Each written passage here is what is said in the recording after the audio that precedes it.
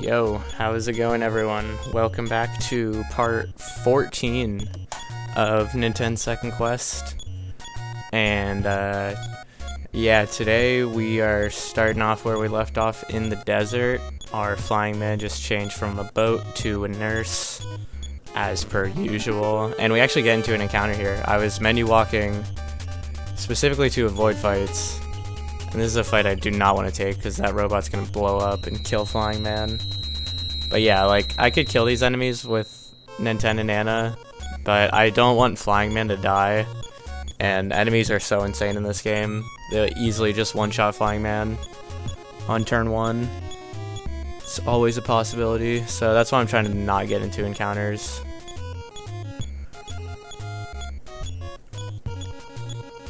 But yeah, we are going to be going to, we're going to be making our way through the game. We're going to go through the desert. This episode, we're probably going to go through Youngtown, through the swamp, and then maybe to LA. But I think we're going to end off this part in the Medicine Man's house. This part's actually much shorter than any of the other parts I recorded. Because I specifically remember my computer was on like probably 15% when I started recording, and then it was on like 2% when I stopped the recording, and I had to end it because it was gonna die. I didn't have a charger, and I was at my friend's house. That was a good time. Menu walking through the desert, through the train tracks.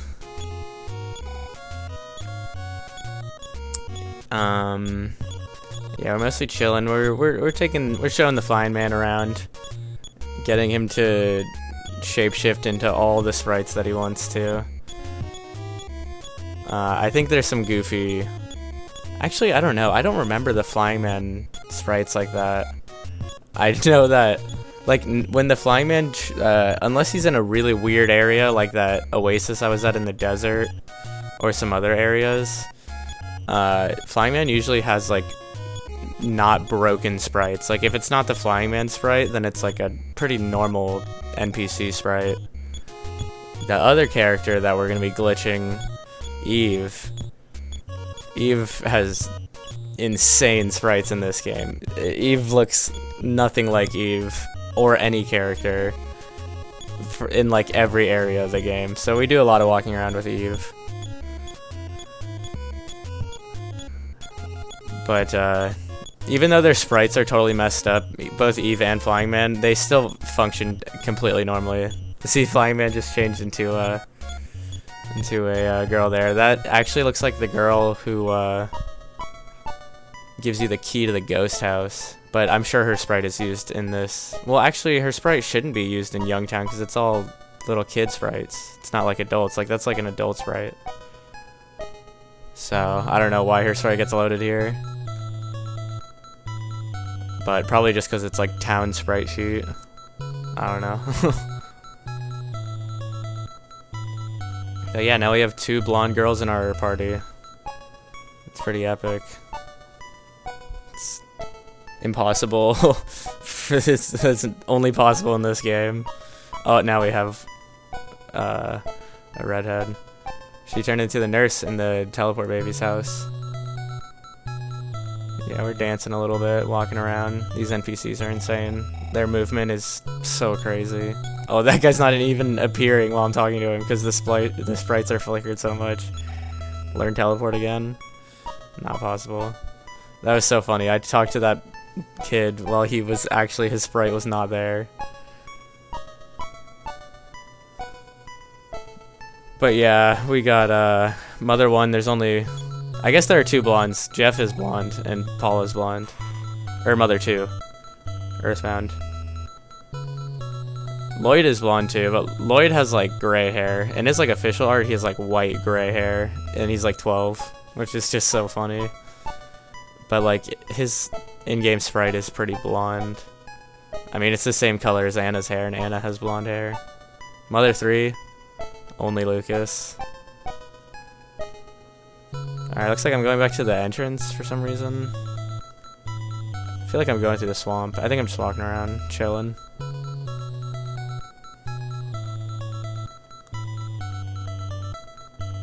Yeah, Anna and this girl look so similar. You can tell, like, I'm sure when they designed Anna's sprite, or probably vice versa, they probably designed Anna's sprites first, and then we're like, alright, make 10 generic sprites off of this sprite, and make, like, a ton of generic sprites off of Teddy's sprite. Like, they made the cop sprite off of Teddy's sprite.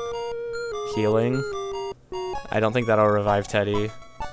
I think Teddy's gonna be on a stretch where he's dead for a long time, and I'd never revive him. Like, he did not get revived there. He is definitely dead. And I think I try to heal him at the medicine man's house, and I don't heal him either. He actually gets baited and stays dead. Forget what he died to last part. Maybe it was 2 episodes ago. Or maybe he didn't even die to anything, and I just never revived him. That's probably more likely. No sign. Sign flickering. Alright, so now I think I'm gonna do the little music bug where you have Easter music. Always fun to do that.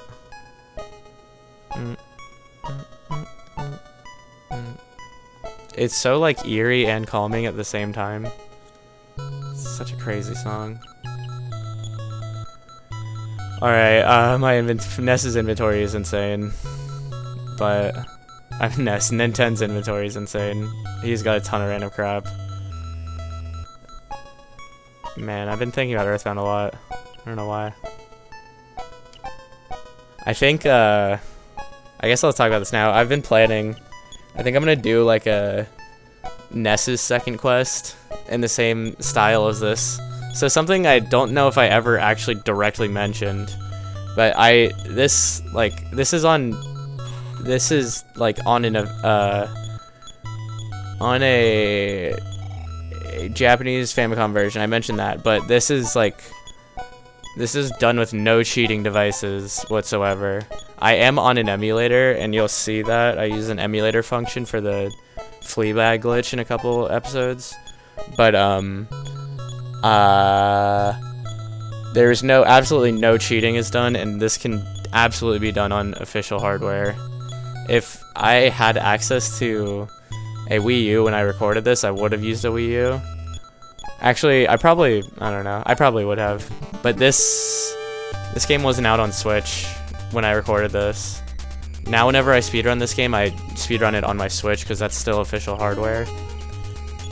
But I didn't have that opportunity when I first recorded this. But anyways, the reason I'm saying that is because I'm not using any cheating devices. Everything I'm doing is possible on official hardware. All the sequence breaking and all that stuff before I glitched was definitely possible, and so is all this stuff. And so when I do an Earthbound playthrough, I'll do glitches, but I'm not gonna cheat at all. I'm not gonna do anything crazy. It's everything official hardware. Well, Earthbound I could do on hardware, but not technically official because I have a reproduction copy of Earthbound that I got for like $30, and it's so bad. I never play it because the 5 times I've tried to play it in my life since I bought it, the game has always crashed, like unexpectedly shut off in the like opening section, in the like on at night section at the start of the game. I've made it to daytime on at once, and the game still crashed when I was doing the sharks. So I was like, I'm literally never playing this again. And then a couple weeks later, I bought Mother 2, like an official Mother 2 cartridge. Oh, we're back to this guy sprite. True. We're gonna do a lot of menu walking through the swamp. That's why I'm rambling. But I got a Mother 2 cartridge, so I could play through Mother 2 on hardware. It would be interesting because this playthrough's in Japanese too, and so it's just like, oh look, we have normal Flying Man. That's probably because we're close to Pippi's house. I don't know why particularly Pippi's house makes him have normal Flying Man, but it looks so good when he's in the overworld. I mean, it looks so funny when it's a random sprite, But it also is funny when it is actually Flyingman sprite. It looks so unnatural because he's not Magic Hand and he doesn't have a messed up sprite. But he's just one of the party members chilling in the party. Oh, there's Pippi. Oh, now he's a canary. I didn't even notice that he's a canary chick. It's like Canary Village. Man, the sprite sheets. So the reason that happens probably is because this house is on the entire map of Mother. This house is probably like way at the top left on the out of bounds area. Like the world is like in one enormous map that the game loads. And when you go into houses, it teleports you to like way out of bounds to the right or to the either the left side or the like way top of the map. It's just like filled with all of these rooms, and all the rooms are on the same map as the overworld. And so that room we were in was probably close to Canary Village. It was probably on the upper left side of the overworld. Oh, I'm teleporting. Interesting. I mean, maybe not. I would have to look at the map to check. And it's probably just some other totally different reason why the sprites are like that. But that's what I feel like could be related. But yeah, I could do a Ness's second quest on Super Famicom, and I'd just be talking in English, playing the game in Japanese. I don't know, probably not. I'm not that good at Earthbound. And something like Ninten's second quest is like, it's kind of like Zelda, like the second quest, like Master Quest in Zelda 1 NES. It's like kind of the same idea. And like this is an NES game. Man, imagine if Link to the Past had a second quest feature. I mean, it probably exists by like ROM hackers or something. But imagine if like the Dark World dungeons were like randomized. Like they were just like, they all looked the same on the outside, but then they were totally different on the inside. But it was the same as vanilla. Like the layouts were the same, but the order was different. That would be so crazy. Because, I don't know, every time I play Link to the Past, I do the dungeons in a wacky order. Because it's just how games are with good replayability like that. Games that are designed well will just have you doing that when you want to play the game again. Link to the Past is one of those. I love Link to the Past. I was playing a lot of Minish Cap earlier. But yeah, we're still going through the swamp. I don't know. I think I will do Ness's second quest. I think something I'll do for that is get to level 12 before Starman Jr. and then die on Starman Jr.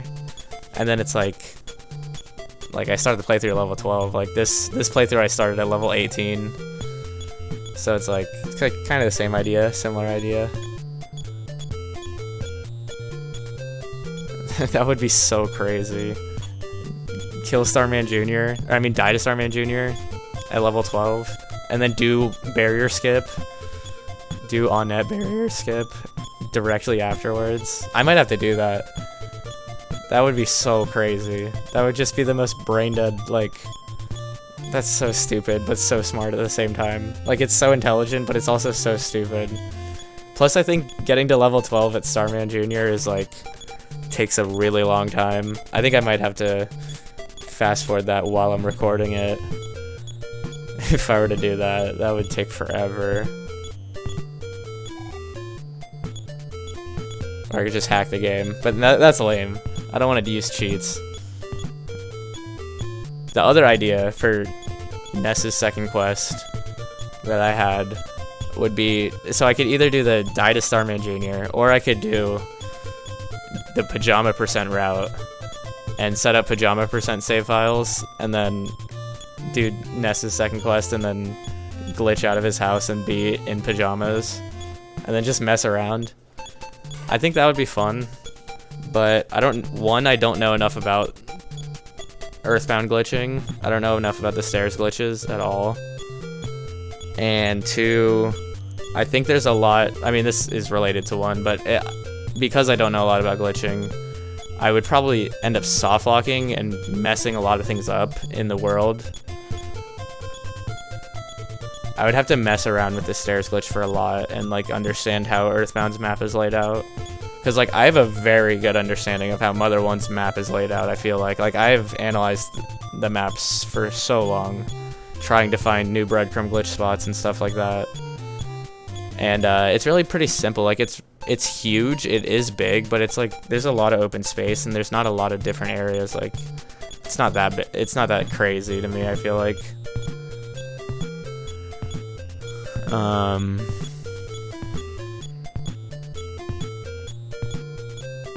But yeah, I might have to do a pajama percent. I think if I did that, I would have to know a lot more about Earthbound. I think I'm gonna do a Ness's second quest and do the Starman Jr. thing in the first episode. And then if I get insane at it, then I'll like make like it, like if I could just keep the playthrough going forever. Like this playthrough, I didn't really want to end it. I mean, I only ended it because I ran out of things to do. I had like a massive list of things and I checked all the boxes. And I could always continue it if there's more stuff I want to do. I think the only thing on my list that I didn't record for this playthrough as of right now, and this is like years after I recorded this, was like going through Duncan's factory and getting every single item and like getting the Franklin badge and getting all the random stuff. I think that would be fun. But I think I want to make like a meme speedrun where I go through Duncan's factory in the English version and get every single item and just call it like Duncan's Factory RTA. And like, man, that would be so crazy because I could do that. I could do that glitched and do it so fast. Like in the Famicom version, I could do that glitched and do everything in like 25 minutes. The GBA version, I would do it glitchless, and I could probably also do it in like, well, I would have to do it in like 40 to 50 minutes. I'd probably have to manipulate it if I wanted to actually do runs of it, because I would fight a lot of Duncan encounters and I would be eating shit to them. But yeah, I don't know. Duncan's Factory RTA is smart. We had jokes about like mouthwash percent and what was the other one? There's one person who's not a runner, but they're really, really well versed in the technical knowledge of this game, and they always talk about OJ percent. They run OJ percent, where you beat the doll and then get orange juice from your sister like immediately, and then it's like a 2-minute run. It's so intelligent. I think I did a couple of OJ percent runs. I was grinding for like sub 2 or something in GBA. Yeah, there was also landmine percent, where you like trigger the landmine in the desert. That would be like 20 minutes in the Famicom version, or like 18. You just have to do normal any percent Famicom, and then route directly to the mine in the breadcrumb void. And then yeah. Alright, so far I think this walk I've had 2 encounters for as long as I've been walking. It's pretty decent.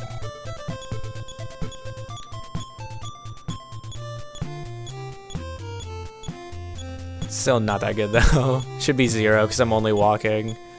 If I was menu running, that would be crazy.